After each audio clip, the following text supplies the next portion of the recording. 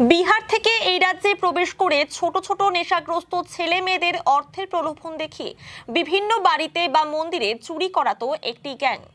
মন্দিরে চুরির ঘটনায় সেই গ্যাংয়ের এক সদস্যকে গ্রেফতার করলো এনজেপি থানার police.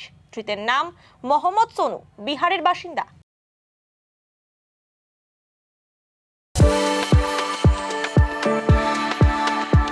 We are the dreamers, the achievers, and the leaders. Come, join us today.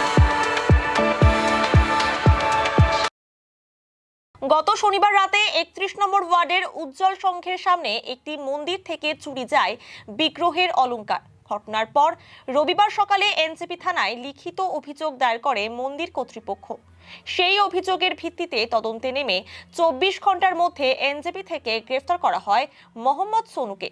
তার কাছ থেকে উদ্ধার হয় মন্দির থেকে চুরি যাওয়া রূপোর অলংকার। পুলিশ সূত্রে খবর, বিহারের এই গ্যাং দীর্ঘদিন ধরেই শিলিগুড়ি ও সংলগ্ন এলাকার ছোট ছোট শিশুদের অর্থের প্রলোভন দেখিয়ে চুরির কাজ করাতো।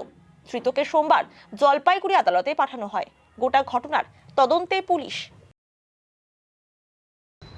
হয়েছিল গত পরশুদিন রাত্রে আমাদের কালীবাড়ি যেদিন অমাবস্যা তার আগের দিন রাত্রেবেলায় কেউ বা কারা ক্লাবের আমাদের মনস্কামনা মন্দিরের ভিতরে কিছু চুরি করে।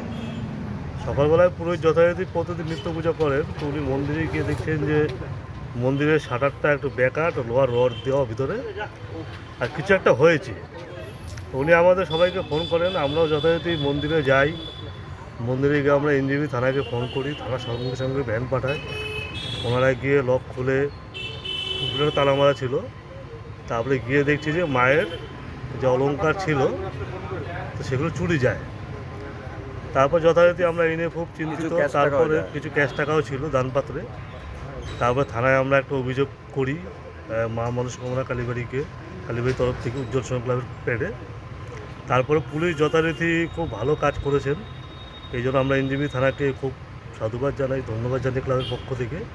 ওনারা 24 ঘন্টার মধ্যে চোরকে ধরে এবং সমস্ত জিনিস আমাদের রিকভারি করে দিয়েছে।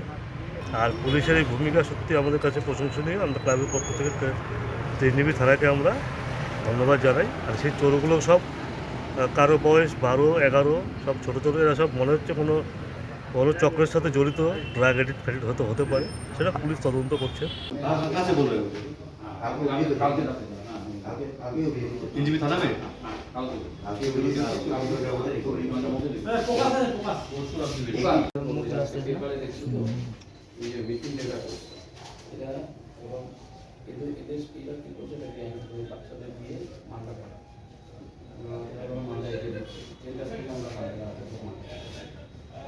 অনেক